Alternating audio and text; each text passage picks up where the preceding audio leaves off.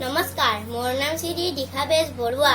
মই এটি কবিতা আবৃত্তি কৰিবলৈ ওলাইছো। কবিতাটিৰ নাম হ'ল মা। কবি গগন বেজ বৰুৱা। মা মোৰ মৰমৰ অতি মৰমৰ, মা মোৰ চেনেহৰ অতি চেনেহৰ।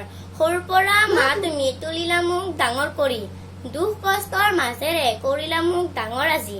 ডাঙৰ হয় মা মই আজি পালো সকলো বুজি। সৰুতে তুমি মা মোক কৰিছিলা মৰম বহুত, নিচুকনি গীত গাই গাই থৈছিলা মোক খুৱাই। কান্দিলেও মা তুমি ৰৈছিলা মোক কোলাত তুলি, কামৰ মাজেৰেও তুমি আছিলা মোক মৰম কৰি। কামৰ সময়ত মা মই তোমাক কৰিছিলো দিগদাৰি, তথাপিও তুমি মা মোক পৰা নাছিলা গালি। মৰমৰ স্বৰেৰে মোক শিকাইছিলাহে তুমি ভাল মানুহ হবলৈ, ডাঙৰ মানুহ হবলৈ। নমস্কাৰ।